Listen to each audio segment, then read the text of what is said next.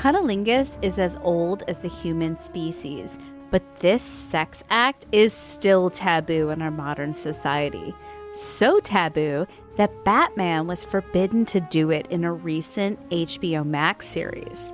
Why is it that an act for female pleasure is seen as delinquent, but fellatio is being boasted about in locker rooms across America?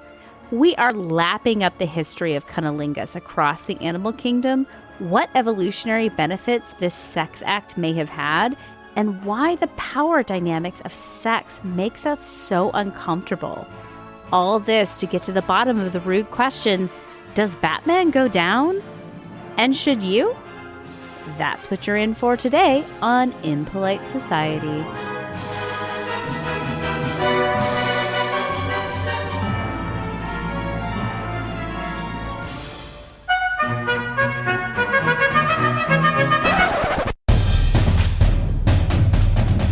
You're listening to Impolite Society with Laura and Rachel.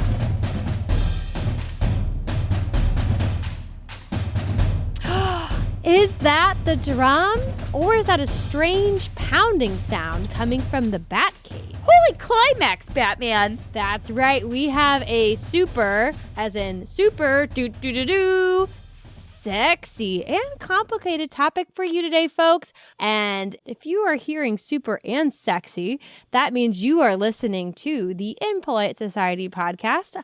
I am Rachel. And I'm Laura. And together we are the podcast that digs into those taboo topics you cannot talk about at your second cousin's bar mitzvah. And before we get into this topic that we are going to talk about, I want to shout out to Greedy5 for your 5-star rating and review on Apple Podcast. We think you're exactly our type of people too. So if you want to hear your own shout out, you can leave us a rating review on Apple Podcasts or anywhere really. We're not picky. We stay in the loop. And if you've already reviewed us and left us a rating and you're just thinking to yourself, how can I do more? Because I just love Impolite Society so much. How can I support these women that I love even more? Well, I have an answer to the rescue to do with our super episode. If you want to help us out even more, you are encouraged to share Impolite Society with a friend or 3 or 7 if you have that many friends. I would probably be maxed out at like 5. Well, because indie podcasts grow through word of mouth. So we really appreciate all of our listeners telling their buddies about this awesome podcast that they listen to, where they learn, they laugh, they have a great time. Exactly. Listener, we sound like we're really put together and this is a professional podcast, but we're really just scraping by the skin of our teeth. And so we need you to help us keep us in our seats making this stuff. So let folks know affirmation is our lifeblood and it keeps us going. And because friendship is important to us, you are our friends, share us with your friends. Friendship, it makes the world go round. And we've been getting out and about lately and we are making some new friends and it's been super fun. So here is where you can find Impolite Society in the wild with some of our friends. We guested on Nerds Talking the Podcast. It's an awesome episode and you can check that out on their feed. Just search Nerds Talking the Podcast wherever you get your podcast. You can find our episode, Impolite Nerds Talking Society. So check that out. And then we also are going to be doing a collaboration with the How I Didn't Meet Your Mother podcast. Check that out. And the I Miss You Man podcast, we're going to have a upcoming guest episode with them. So definitely check them out as well. And that's so funny that you mentioned the I Miss You Man podcast because we are actually doing an indie inquiry tonight that comes from our brand new friends from Down Under. We are answering a question from Dylan and Lonnie from the I Miss You Man podcast. Let's take a listen. Hey there, it's Lonnie here from I Miss You Man. I'm with Dylan. How's it going, Dylan? Lonnie, it's going good, but I have a philosophical question that I need answered, my friend. Okay, please go on. Well, Lonnie, you know, recently, the creators of the Harley Quinn show, they wanted to depict Batman having oral sex with Catwoman. And that was not on, was it? Apparently. Well, evidently not, Lonnie. DC put the kibosh on that, and they said, no. Heroes don't do that sort of thing. Heroes? Why don't heroes do that, Dylan? That just seems silly to me. I think they should, and I think it should be celebrated that they do that sort of thing. What's Well- more heroic? What's more self-sacrificing than giving oral pleasure to your partner, Lonnie? Well, that is something I think our friends on the Impolite Society should delve into. Is this unmasculine? Is this unhero-like? Is this something Batman should do? Let's find out. I love your accents, guys. They're so charming. It was pretty fun. I feel very cultured right now. I love it. I can't help it. I'm such a sucker for an accent. But what I love as much as the accents is the question. I love their question. It's definitely a thinker and a topic we've been meaning to cover. You know, it's definitely on the list of taboos. So thank you for sending us such a good topic, such a good question, and such a fun package. They totally got the memo about what we're all about. Big thank you for that. This is one of our favorite questions we've gotten so far. Kindred spirits, truly. So thank you, Dylan and Lonnie. But if you're like me, I had no idea what the hell they were talking about originally. Me neither. So, okay, I had to look it up, and here's the Cliff Notes version, if you weren't up and up on your Batman news like myself. So essentially, in an interview with Variety magazine, co-creators of HBO Max's Harley Quinn said that they had written a scene where Batman performs oral sex on Catwoman. The writers then go on to say that DC Comics made them cut the scene because, and I quote, heroes don't do that. That sounds like a lot of fucking bullshit to me. It sounds like there's a lot of unsatisfied wives at the DC Comics holiday party, all just kind of standing around. So we're not alone in our reaction to this because the internet had a fucking field day after this article came out, and there were a ton of memes, countless tweets, all about this DC verdict and what people thought about it. And people weren't super supportive. Super. Dun, da, da, da. But it does point towards a kind of deeper attitude towards this specific sex act. Ooh, that Thunder from Down Under sex act. So Dylan and Lonnie, our friends, our buddies, our mates is how you would say that, our mates. We will dig into the controversy and history of Cunnilingus, talk about why some men, hashtag not all men, being fair, we're both the voice of men in this episode, why some small-dicked men are squeamish. I think you're editorializing a little bit on that No, one. I think Lonnie and Dylan both said everyone who is opposed to it has a small dick. So if you have a problem with it, don't come at us. You know, I miss you, man. That's where you should send your nasty grams. Anyways, we're going to dig into all of this to answer the rude question today. Would Batman go down? And more importantly, should you? And luckily, this is a very, very easy answer, very quick, because when we're thinking, does Batman go down? Well, turns out, fresh off the presses, male bats caught performing oral sex on females. Boom, solved. Scientists analyzed a colony of about 420. Blaze it. They studied about... Wait. 420 bats? A colony of 420 bats? A colony of 420 bats. Okay, all right. They were studying this colony of Indian flying foxes, and they found that the male bats were going down on the female bats, i.e. they're licking the genital regions during mating rituals. So I think that that's like a real quick boom. Bing, bang, boom. Batman, he's a bat. We know bats go down. The mystery solved. We very rarely land on a perfectly solved one like this. So I think put it in the books. We're done. Let's just shoot the shit for the next 45 minutes, Laura. What was your week like? Tell me about your week. It was all right. No, just kidding. This topic is a lot bigger than just what bats actually do. But getting to the bottom of it does begin with the animal kingdom. It turns out that box is in fact a delicacy throughout the animal kingdom. Well, everyone loves some box. I mean, chocolates come in boxes. Panettone has come in boxes. Everyone loves That's a not the box. box I'm talking about. Oh, okay. different box. The only thing that comes in this box is roast beef. The beef curtains. Which is a very strange... Okay, side question. Where did box come from as a euphemism for a vulva? I know. It's not vaguely box-shaped. There are no right angles going on down there. Yeah, it's to be like a triangle, the pyramid. Or the oblong squiggly thing. The ovals. Yeah.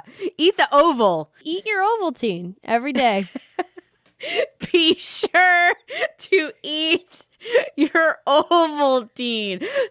Crummy commercial? Son of a bitch. And if you did eat your Ovaltine every day, you're in good company because fruit bats aren't the only ones out here participating in cunnilingus. Cheetahs, bats, and bears, oh my, are also known to perform this act. And you have this menagerie of animals who do participate in this activity, but they're not alone. Coming in at no surprise is great apes. They're also down for a little pearl diving. There are kindred spirits and they know what's going on. They know what them ladies like. So no doubt our fucking sex positive icons, our heroes, the bonobo. The bonobo, they are truly the epitome of sexual freedom and liberty and positivity because they're having all kinds of sex. And that, of course, includes oral sex. And if you just mix up the grab bag enough, you're eventually going to get cunnilingus of all varieties, male to female, female to female, 3 females, 1 male. Do the bonobos do that? They wouldn't say no to it. The bonobos are the good time apes. They're like, I don't know, whatever you feel. Let's just, let's bond. Don't harsh my buzz. It's them and the 420 bats. They're just really having a good time.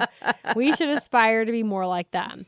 But it's not just our friendly, randy apes getting into this.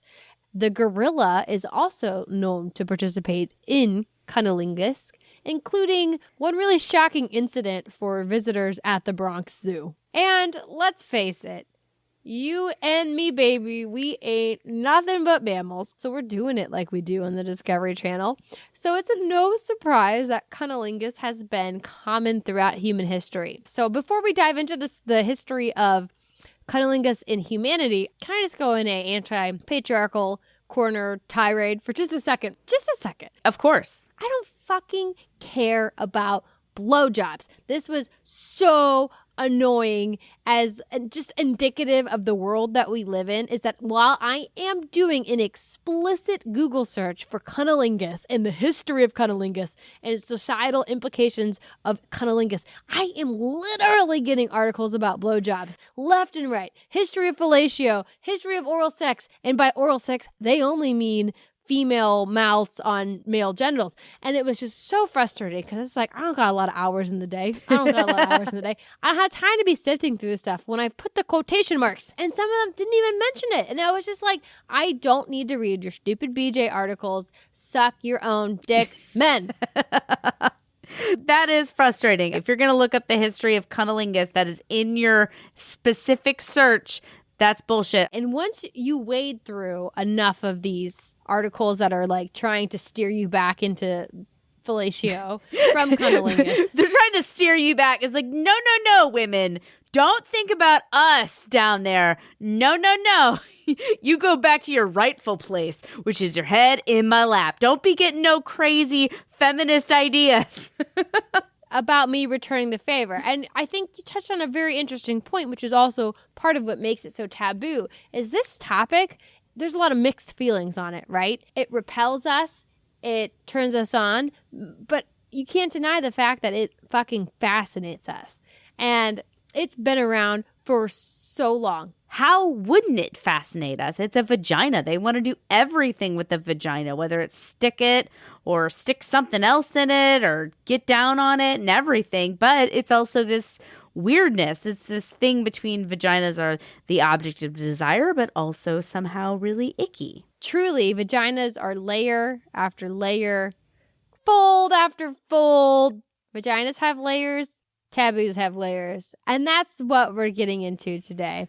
But the study specifically, when we're looking at animals and animal behaviors, science will look at it from the angle that if an animal isn't exhibiting a behavior, it's because it has an evolutionary benefit. So we're going to assume that because humans do it and a lot of other mammals do it, that snacking on snatch has some evolutionary benefit. And the facts would back that up too. So it occurs in virtually all cultures around the world. There is some kind of cunnilingus. It also occurs in non-human species, as we've very clearly established. Did you come up with any of your research? Do dolphins do it? Oh, yeah. Dolphins were in there. They fucking love it. They are very sexual beings. So, you know, they're getting their bottle noses all up in there. I think it's actually scientifically proven that part of the reason that some dolphins are endangered is because they forget to breathe because they just are down there nozzling with their noses. Getting their bottle noses all where they don't belong or do belong. Yeah, they're just knocking genitals around with their bottle noses and they just can't come up for air. They don't got time for that. They'd rather die. But it's been happening a long time. It's been depicted in ancestral cave paintings. And not only has it been around, but it's been praised. So in ancient China, Taoism taught that ingesting vaginal secretions would strengthen the yang essence, which is associated with the male essence. I have a feeling that Pliny the Elder, I think that he would object to this. Oh, we'll get to him and his bros in a second. We know from experience he hates vaginas. But ancient China, they were all about it. So were our friends, the Sumerians. They loved going down so much that it came up in love songs dating back to 2000 BC, talking about a woman's lips tasting as sweet as her other lips. Oh, that's sweet. Essentially, it was very wholesome. I mean, it is, right? When you love somebody, when you love their body, of course you want to put your mouth all over every single part of them. So I think that's kind of sweet. But why? Why do we do it? Why do us and the fruit bats and the cheetahs and the bears and the apes, why are we participating in this oral fixation? And there's several theories, and I will tell you what they are. Theory 1 is it lets men detect peak fertility to keep their lady in lockdown when she is the most reproductively viable. Sounds like bullshit to me. It seems very far-fetched, and this theory is undetermined, but my guess is that is not it, because my husband can't find food when it's right in front of his face in the fridge. There's no way he's going to be like, well, the umami flavoring is... You're not ovulating. I don't think I'm going to waste my sperm here. Oh, no. And it's not so much about even my sperm. It's like, I'm going to keep my lady love in the cave this week because I don't want her being unable to control her lady urges. Got it. We want to keep her on lockdown this week because we know she's ovulating, so we want to keep her with me so I know her offspring is mine. This sounds like a whole lot of bullshit. Well, that is a behavior that other mammals exhibit. Males of the species are more protective of their female compatriots during ovulation. Most human women don't know when they're ovulating. I know when I'm ovulating, but I feel like I'm in the minority. Because you're tasting yourself? No. Because it's like, let's see what today's in for. There's actually a test, though.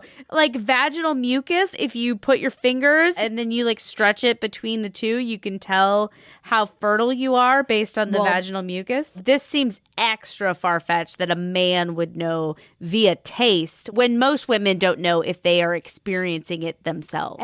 So we're pretty agreed that one sounds kind of sketchy. Here's another theory that, I like it. It's based around the female orgasm. I can get behind that. We always love those. This theory suggests that orgasms boost fertility because by making sure your lady gets off, you can create pleasurable waves that slurp up your little swimmers into the womb. I have heard this before, that orgasm, like the flexing of those muscles, the cervix dips up and down and so can grab more sperm. But that only makes sense if that's during penis and vagina sex. While there's sperm in there. And this one has been pretty disproven, including in our Queen Mary Roach's book, Bonk. She has a whole chapter about it. Wait, so that's not true? They don't slurp up sperm? No, it actually is going the other way. The contractions are like pushing the sperm out. Oh. Yeah. Well, that's good to know. I didn't know that was false. I learned something today. I thought that was true. This is a theory that's been pretty widely distributed. And also there's a lot of other ways as to saying like, oh, our male ancestors have to go down to get our cave lady great-great-grandmothers to come to get more cave babies. Like, that's insane because there's a lot of other ways you can do that. Yeah, it just doesn't track because there's no sperm in there at the moment. And if you have any experience in the bedroom, you know that guys don't want to go down on a vagina full of sperm. So if anything, it definitely happens before the sperm has entered the canal. There's a very clear order of operations there. So then that leaves one more theory, which I think is probably the most rational one, even though I don't 100% agree with it, but I think it's like the most on the right track. And that's that this pleasure bonds a partner to you and helps keep them faithful. This is the one that I've read that made the most sense because, again, I don't know if this is one that's necessarily tied to survival. Like, why does everything that we do in our day-to-day life a byproduct of evolution or evolutionary biology, when so much of the things that we do because it feels nice? Like my dog, she likes when she sits next to me and I scratch her chest. That has nothing to do with survival, in my opinion. It's just because it feels nice. I mean, it kind of does, though, because anything that we do together that bonds us together, when you scratch her chest, it feels good. When a guy goes down, it feels good. So the two are bonded more closely and then can weather more storms because of a stronger bond. It does make sense, but in kind of more of an roundabout kind of way. I mean, strong relationships are important in modern life, obviously, but also in an evolutionary sense because people can't go through our lives alone. That social bond is really important to us. And that's the way it ties into it. Because, hey, if your lady can't get out of bed because she's melted into a pool of ecstasy after you gave her full body convulsions with your magic tongue, then yeah, she's not going to be able to cheat on you and you're going to be able to keep it on lockdown. But is it like that, or is it also just it felt good, so we're performing these things because we are social and we like to make other people feel good? Maybe it's a little bit of both. I think that's something I can get behind there, that it's a little bit of both. But either way, the facts suggest that there's an evolutionary benefit to cunnilingus, or at least it's been a part of our evolution and our humanity since its very origin. Then why is it something that would tarnish a certain bat's brand? And that is what we will dig into after this break. I miss you, man, do I miss you, man, I miss you, man, do I miss you.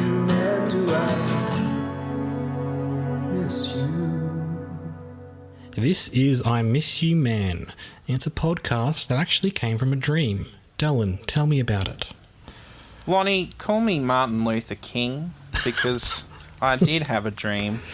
And the dream was that we had a podcast together and it was called I Miss You Man because we miss each other.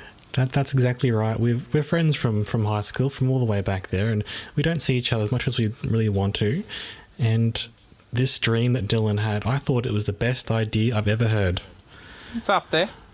It's up there.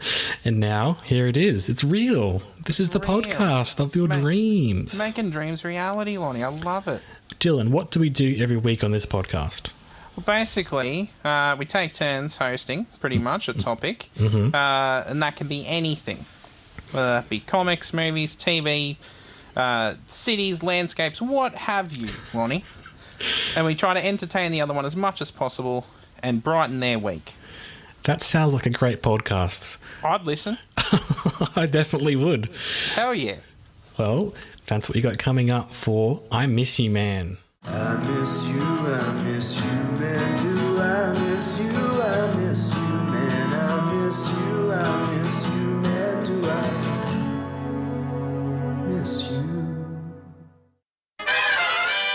Why does the thought of cunnilingus make men so squeamish?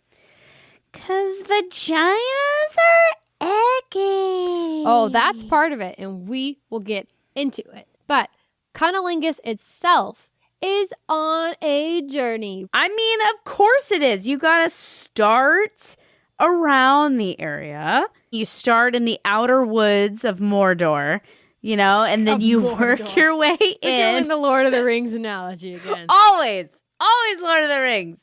Hey, you're not going to Make your go way in. straight to the end zone. But the concept is on a journey as much as your tongue should be getting to journeying as well.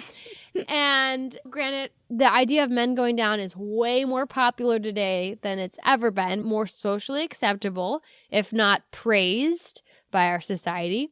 But it's been a long road to get here. In our penis-dominated Western culture, the idea of growling at the badger has always made men kind of uneasy. In ancient Greece, cunnilingus was deemed repugnant and something for weak men who couldn't get it up. I bet Pliny had something to say about that. I'm sure he's got something in his encyclopedia of bullshit.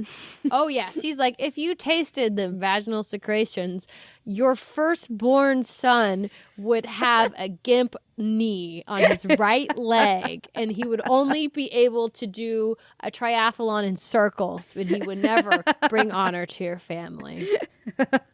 That's what Pliny would say about that.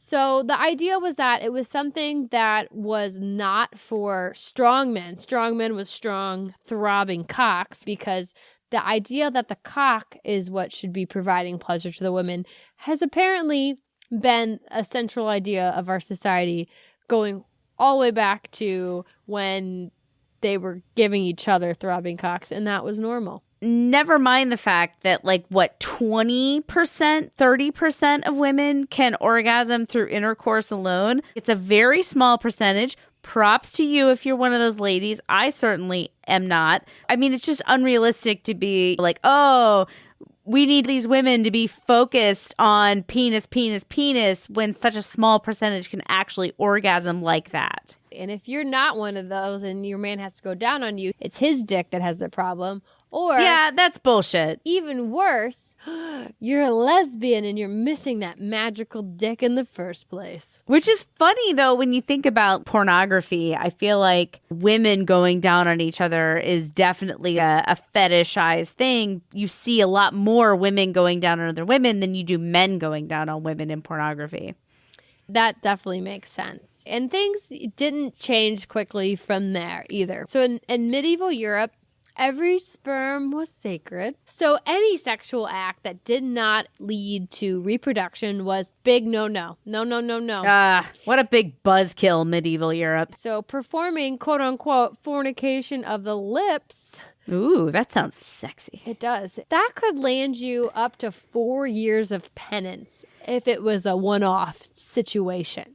If this was something that you did on the regular, it could earn you 7 years penance. But, also a good reputation with the ladies. So it was a, win-lose situation. I mean, either way, you're looking at time on your knees, right? So we've jumped from ancient Greece to medieval times. And you can imagine the way the wheels of change were turning, it was not going to change anytime soon. And this was still something we were unpacking. Because as a society, us in the Western culture, we've been working for millennia at this point to unwad our collective panties around the idea of sex.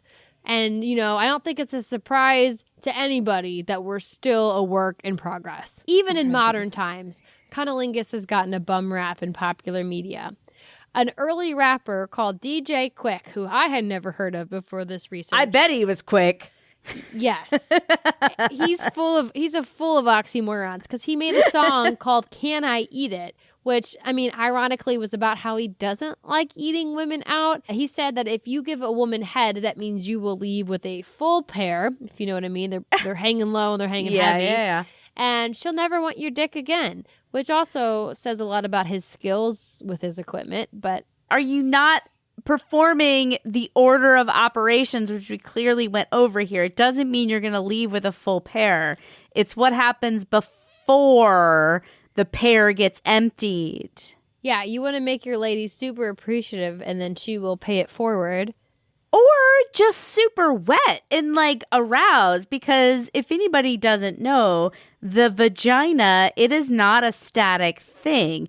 It elongates with sexual arousal. I don't think DJ Quick was filling up the whole thing. You know what I Clearly, mean? he's not filling up the whole thing, because the more aroused you can get your woman, the longer her vagina gets. So you can get deeper. You can get literally balls deep easily if your woman is more sexually aroused. So it really benefits you in the long run, DJ Quick. Something tells me that DJ Quick was not about the long game. He was more about dry and fast. But that's just one. That's just one instance. In 1999, The Sopranos had a storyline where a character was mocked for being good at giving his lady friend head. I never liked that show. I didn't know why.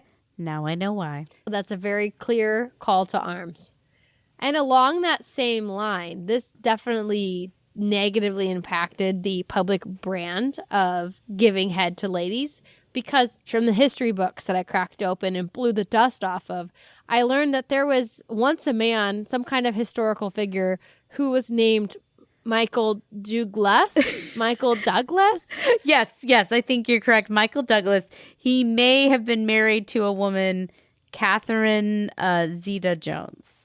She's relevant. I've never heard of this man, Michael Douglas, but he at some point in his lifetime, I don't know, he got throat cancer from HPV. He said he got it from HPV.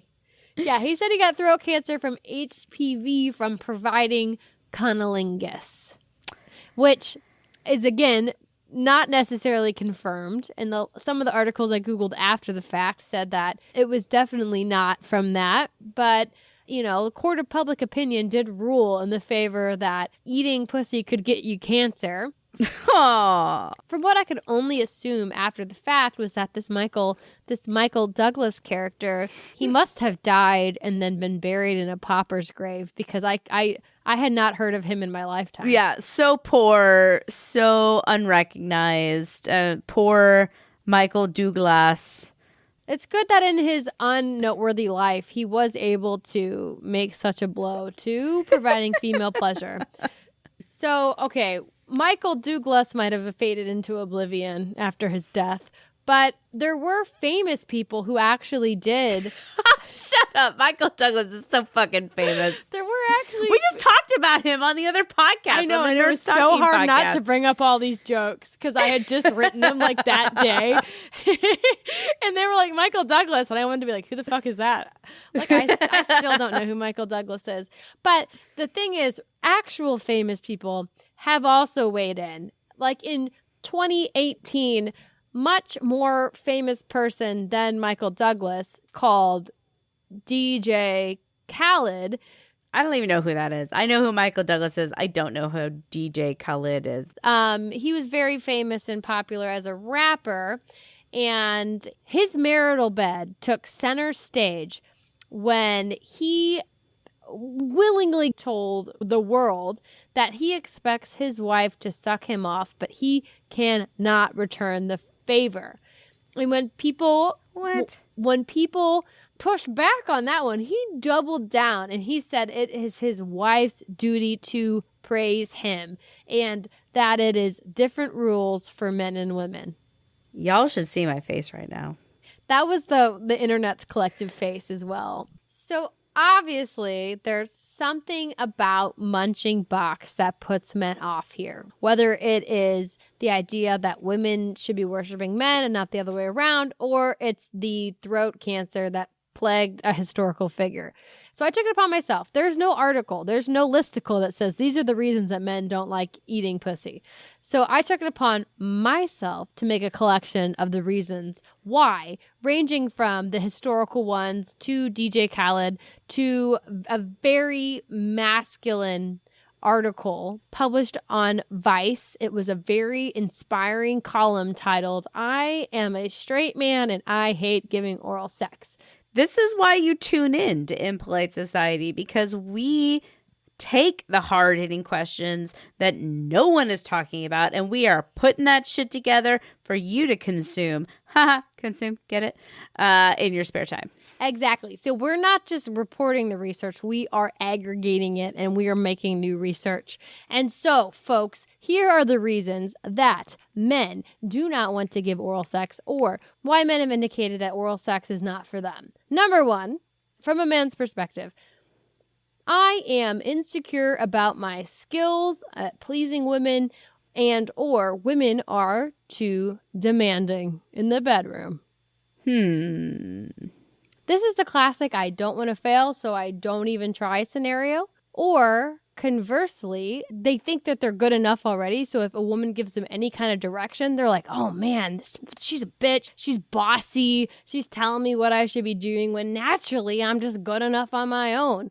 And, you know, that just digs into men who don't like to take direction from women. Maybe grouping these two together was a little bit too much, because I feel like I can sympathize with the first one, right? I'm insecure about my skills. It makes you think of that American Pie sketch, the book about how to go down. You do the alphabet on the clitoris. Okay, yeah. I can understand anybody being insecure about their skills. But then the thing is, like, if you're insecure about your skills, you have to rely on the other person to give you direction. That's assuming that all women are willing to give the feedback, which unfortunately some of them aren't. They'll just suffer in silence. Well, and that's the thing, is that these guys aren't being chastised for doing it. They're probably getting very general feedback and freaking out about it. And so that's why they come together into one bullet point as to why they're not going down. Because, yeah, you can be insecure about your ability, but that's probably not going to stop you in the long run, right?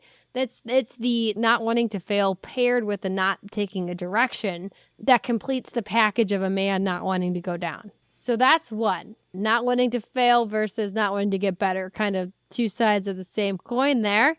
The second is, I'm worried she won't want my 5 seconds of fury after she's had a real orgasm. But the idea here is that if you make her have real pleasure, she won't want to deal with whatever you're wielding. Deal with.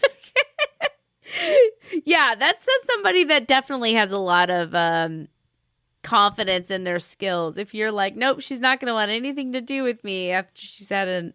Yeah. The fear is that because you're focusing all your attention on her, that's going to be the expectation going forward. She doesn't want to do anything mutual. She's only going to want you to go down on her, which is so irrational, because no guy's like, yeah, no, sorry, I don't want to have full sex. I just want to get blown. I'm sure there's somebody out there like that. That's a very strange expectation. Sex it's all about connectivity. When you have a bond with somebody or you like somebody, it's all about mutual pleasure. Like, you want to give and receive mutual pleasure. If you're in it just for what you can get out of the scenario, maybe you should rethink why you're in bed with somebody. And I think that also is an underlying thing where if you're in a relationship, things are going to be a little different than if you're like out on the prowl in a hookup. And actually, that was one of the things I read in my research, that oral sex is something that is less likely to happen during a hookup because it is perceived as more intimate than That's sad. having just sex. That's sad. Yeah. So the next one is that a man performing oral sex on a woman, it's an uncomfortable position for both their masculinity and physically. It can feel a little bit submissive for a man to focus on female pleasure, is one of the things I picked up on, where we get DJ Khaled saying like, she should be praising me, not the other way. But I've also saw some stuff in my research that was just men saying like, my neck is just a little uncomfy when I'm going down on a lady. So I don't like it. This one is the one I can relate to the most, honestly, because I feel like it's not so much your neck with a man. I feel like it might be more like your jaw. Well, the article that I read specifically mentioned the neck. He said, like, my neck hurts after I'm trying to do it. But if your jaw is hurting, yes, you can switch between moving your jaw and moving your neck and, back and forth, like la la la. Well, that's what I'm saying. So this is the one that I can relate to, because there are occasionally times, intimate sexual experiences, that I am like, God, my neck hurts. So that doesn't mean you should never do it, but maybe you pick and choose your moment, maybe. Like, I have a lot of back problems. So, when you're having a good muscular skeletal day, that's when you pull it out. Nobody should do anything that's causing them physical, excruciating pain in the bedroom. But I think there is definitely room to, there's some wiggle room there where it's like, yeah, I can do this because you like it a lot. There's a little bit of self-sacrifice that goes into any kind of oral pleasure, I feel like. So whether it's male on woman, woman on male, there's a certain amount of self-sacrifice that happens in those moments. And yeah, it's just kind of part of the deal. Like I said, if you're invested in this person and giving someone pleasure makes you happy, maybe not sexually, but emotionally, that's part of the exchange. Pleasuring somebody can be erotic for you, even if you're not deriving directly from it. Exactly. So it's all part of the give and take of, like we talked about, looking at like evolutionary, the give and take of social interactions, right? Is that we're social animals. So sometimes you have to do something to bond somebody else to you and vice versa. Mm-hmm. Doing something for somebody else feels good for you in, the way that you're enjoying them enjoying what you're doing. Totally. Yeah. But all that goes out the window if you look at the one point that Laura threw out at the very beginning of this, which is just the idea that was a resounding idea through all of the research, and that is just vulvas are yucky. Your yoni is disgusting. Oh, I love yoni. I like that as a term for it. The guy who wrote the article in Vice about how he's a straight man who hates giving oral sex, he, in talking about the vulva, and I quote, "The female body is a combination of marvelous features, the curves, the breast, the softness of the hips, the smooth skin. But the vulva is not so great. It is a wound in a otherwise perfect hole." I'm sorry. I know. Before we grip this guy too much, let's just say that's very brave of him. It's very brave. I can admire anybody who would want to come out in such a public way. Yeah, I mean, because if you're just looking to a place to stick it with nothing around, there's also an asshole that's right there. Well, no, there's also a friend of ours we can set you up with. Her name is Harmony and then Nova or... Yeah. What was the other one? I think they all come with vulvas, though. But, like, essentially it looks just kind of like an opening. That's a little disconcerting to say that some man is like a fan of the whole package except for the thing that's around where he wants to stick his dick. This is how the body is made. We all have these. I mean, he came out of one. Exactly. Vulvas vary in what they look like, but that is certainly part of the package. Like, how would he feel if some woman was like, the tip of the dick is such a wonderful, beautiful thing, but the shaft and the balls, just I'm not a fan. It's like, well, you can't have one without the other. It is literally a package deal. And that's the thing. It's just like, it's so insane that you would just to say that any part of the human anatomy is a wound, like it's detracting from the rest of it. That was just somebody who's probably needs to be in therapy for some issue that he is unpacking. That is very strange. I agree. But in this issue... And like, what porno do you even watch? It's part of it. He's just watching a lot of porn where women are giving blowjobs. Like, he's like the articles that I found. That's all he cares about. That's all he cares about. That's all he Googles. To be fair, as much shit as we give this guy, right, that, it's a shit opinion. Not gonna lie. It's a pretty shit opinion. But as much shit as we give him, it's not something that he came up with on his own. It's been a part of our culture, again, going back to Pliny and even further to the ancient Greeks, where even back then, that's where the first jokes about vulvas being dirty date back to. And our freaky friend Freud even gets in on the action, saying that men... good old Zygmunt. Yep, Siggy. Sigmund! Oh, man. Good old Siggy. He has even said that men subconsciously fear the vulva because they think it will castrate them, which that's the other end, fellas.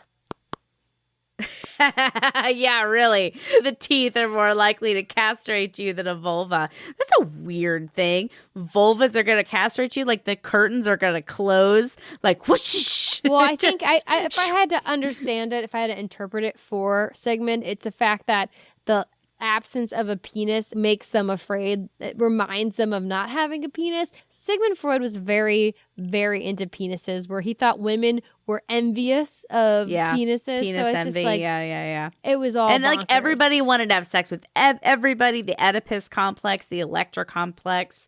Yeah, very sex focused, Mr. Freud. Yeah, it's like, what was going on in his...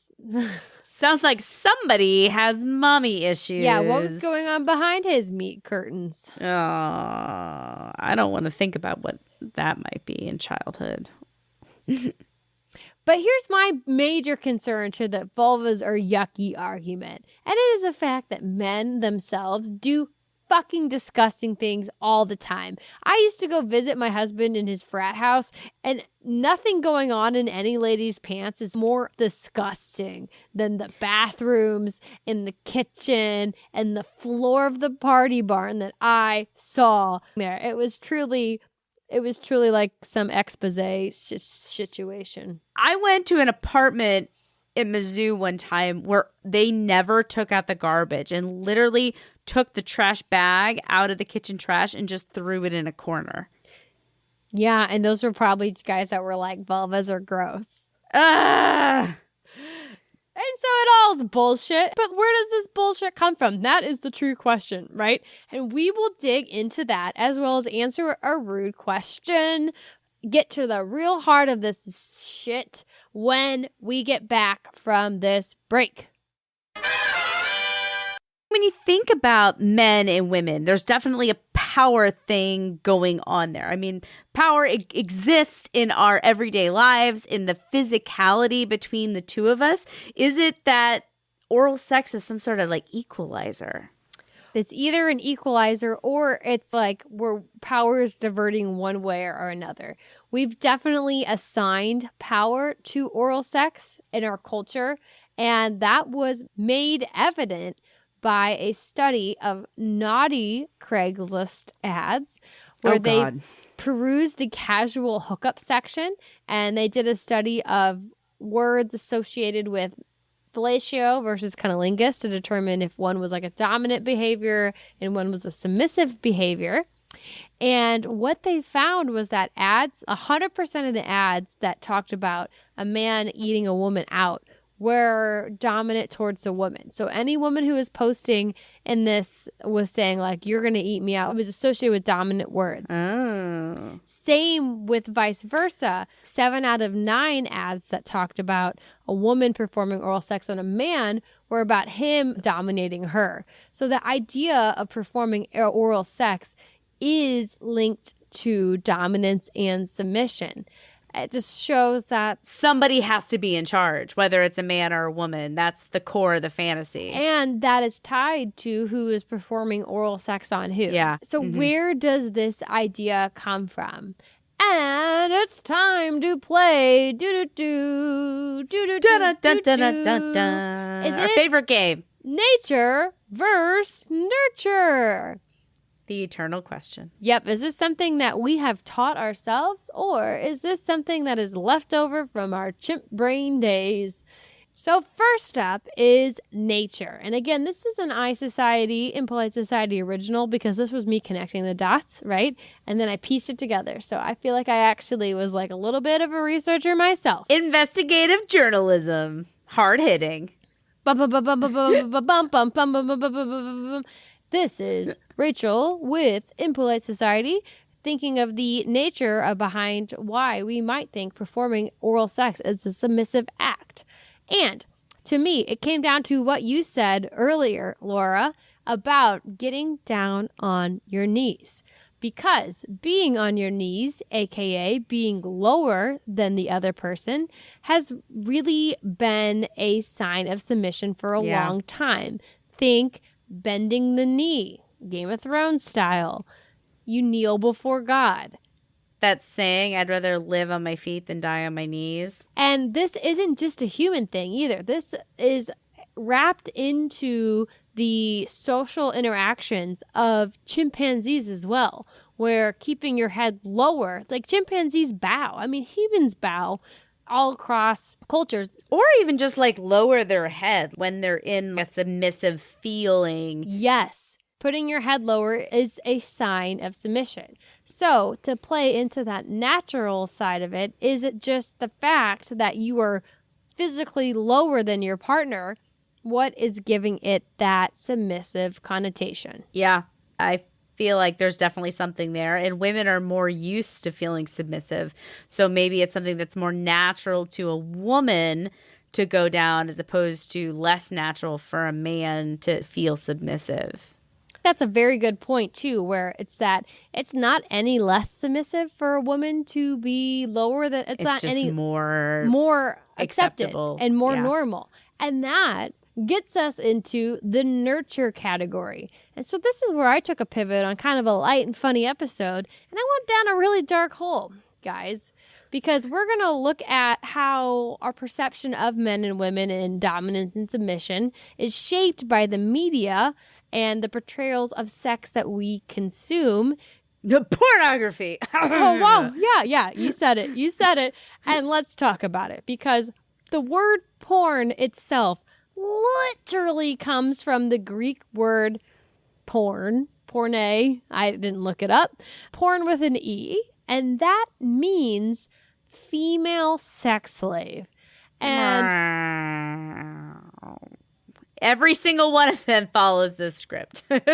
truly, it has not gotten any more pro-women since then. No. I'll save all my studies that I have linking porn to sexual violence and how it totally decimates the consumer sex lives. That's a conversation for another day. We're not even talking about that right now. But just keep it in mind. Keep it in mind. But let's just say that if you're consuming a lot of content, because the majority of... Oh, we're calling it content now. Yes, the majority of porn that is out there is focused on male pleasure. Yeah, and if you're consuming content that is focused on male pleasure, where that pleasure is coming from the dehumanization or the domination of somebody else, most of the time a female. Sometimes it's another male thrown in there for fun, but most of the time it's a female. So you're seeing all this stuff. There's no way you're not going to have a hard time untangling that from what you're doing in the bedroom with your partner. That's absolutely true. I mean, we model the behaviors that we see. And so if 99% of pornography is focused on male pleasure and you being the center of attention, it's going to be hard to deviate from that script. That totally makes sense to me. And reason number 578, why I have a huge problem with pornography, but like Rachel said, that is a whole nother episode. Yeah, the idea that if you're used to seeing yourself as the person who is dominating, when you add in the fact that you're focusing on somebody else, when you add in the fact that your head is lower, that's going to make it more uncomfortable for you to participate in that than if it was an equal playing field from the get-go. Yeah, and not even being able to articulate it, like not knowing exactly why it is that it makes you uncomfortable. You really have to take a lot of thought and deep dive to understand why that was. It's one of those more subtle ways that media influences us in so many different ways that we don't necessarily realize or think about.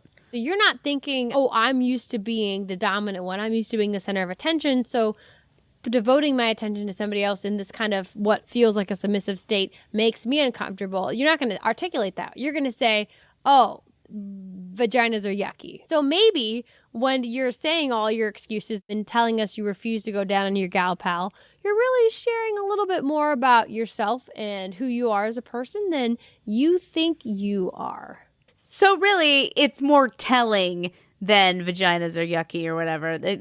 Women know. We can suss out what's going on here in this situation. And it's not just women, because a lot of men jumped up to the plate, too, when that DJ Khaled stuff came out, when Batman and this DC stuff came out. Hashtag not all men. There are some who have the savior complex. No, just kidding. Sorry, guys. I can't let you off the hook that easy. But it's good that that comes back up, because it brings us back to our rude question. Do heroes go down? God, I hope Captain America does. Or just Chris Evans, one of the two, right? Either or. Strong preference on actually Captain America as played by Chris Evans, but I will also take Chris Evans Wearing a Captain American outfit. exact. Oh, happily. Happily. That is a enthusiastic yes under the consent chart there. Oh, yes. So, okay, here's the thing, is I don't know a lot about Batman himself. I do. Laura's going to weigh in on the validity of my statements here because I'm not a big comic book person. I don't know about this kind of stuff. But I'm going to make my best guess based on all the research and all the things I've looked up to answer this rude question tonight. So, based on what I've learned, I know Batman embraces his animal instincts. Well, yeah, he's all like, I'm going to be a bat. It's like after his parents died, it's the bats, were what scared him. And then he invited the fear inside and was like, no, I'm going to become the bat so I can inspire fear in others. So yes, he definitely embraces those more primal urges. Which ties back to the animals, all the animals who go down, including bats. So I know he's all about it. He embraces it. Point 1. Batman is also very secure in his abilities. Yeah, he is. And no fear, if his God-given equipment isn't enough to get the job done, there is no doubt he's got a gadget in that tool belt of his that can buzz, buzz, buzz to the rescue. Oh, I like that idea that Batman keeps a little bullet in his utility belt for Catwoman. I like that idea. The next point is Batman is very secure in his masculinity. He does not care about what other men have to say about what he does, and that includes DJ Khaled, because unlike DJ Khaled, Batman has never needed to be rescued when getting lost on a jet ski. I assume this is an actual story. Which is a true thing that happened to DJ Khaled. If you were asking yourself, oh, is this another DJ Khaled joke? I would say, yes, another one, because it's DJ Khaled. That's what he says at the beginning of all his songs, Laura. I just had to explain that for you. I did not know. But yeah, Batman is not going to need to be rescued off of his jet ski because we all know that he's capable. And yeah, very secure in his masculinity. He's not afraid. He knows who he is. Yes, he's definitely not going to throw out that I am afraid of failing, so I'm not even going to try excuse. That's never coming out of his big square jaw. No, and Batman, a.k.a. Bruce Wayne, is also a gazillionaire, so he really doesn't have a lot of need to be insecure about anything. I did know he was a billionaire. I did know that piece. And another thing, and another one that I know about Batman is that I feel like he also respects women and sees them as equals, because I don't know a lot, but I do know what you've told me about Catwoman, and that she has always stood up for herself and can beat the crap out of him. Yep. So he respects her as an equal. But another thing that I know about him is that Batman puts others first. He has shown that by his dedication to Gotham City. And he's also very, very loyal to his lady love. So I'd imagine that he would want to do everything in his power to keep his cat lady purring and coming back for more. Yeah, I think the answer here is extremely obvious. Yes, Batman goes down. Fuck you, DC Comics. It is not a unheroic thing to do. It is the heroic thing to do. We should be giving out a Medal of Honor every single year for the hero that goes down the most. That's my personal opinion. The guy that eats the most snatch in a year. Yeah. That's how we should do our presidential elections, honestly. Whoever gets the highest marks. Because that's someone who's selfless. So yeah, of course Batman goes down. I think that the internet has already made the ruling, and we're standing by it, is that Batman absolutely goes down. And for the most part, if you couldn't tell from our unbiased opinions, we think that you should too. Or at least be open to pleasing your partner. Yeah, and for the most part, we mean if you have a bad neck and you're not feeling so good that night, Laura understands. She also has... Okay, I'm not even talking about that. I don't even talk about that. I'm talking about, we don't know what your life is like and what sexual trauma you have acquired at some point in your life. We can't say that everybody should go down on anybody, but we can say that everybody should have an open and reciprocal relationship. And hey, if you with can't the go person down, they take you to know their what bedroom. you can do? You can buy a little bat vibrator and keep it in your back pocket for keep it in your tool belt. Well, that's good. We came to an answer. Thank you so much, guys, for this question. The guys at I Miss You Man, we had a lot of fun with this. We did. It was a lot more research than I thought I was going down, and I even did some of my own collecting of research and data, but at the end, I think it was... Oh, yeah, I bet you did your own collection of research and data. Wink, wink. And I saved some of it to a secret folder on my phone. It's in a calculator app. For later. For later. That's for after the podcast. Speaking of which, let's wrap this up. My folder's This is the end of the waiting podcast. All right. Well, thank you so much for listening. As always, you can get more Impolite Society by following our social channels at TikTok, on Instagram, Facebook, and those are all at Impolite Society Podcasts. And if you have a rude question of your own, email it to us. Our inbox is open and ready and waiting and throbbing at the thought. And you can give us your hot, rude questions at rude@impolitesocietypodcast.com. And always remember, tell a friend. Indie podcast, this is how we grow. By word of mouth. So tell your buddies if you enjoyed this. You're a person who enjoys those deeper conversations. So let a buddy know. Send them our way. Friends don't let friends listen to bad podcasts. And if you're this far in, you must not think we're too bad. Hey. So we like you too. It's fine. Don't be bashful. Wait, what is that? Oh, it's the drum. It's the drum. So that is it for us. Thank you all. Stay curious and don't be afraid to march to the beat of your own drum. We'll see you next time. Boop, beep, beep, bop. Can I eat it? Boop, bop, bop, bop. No, I won't.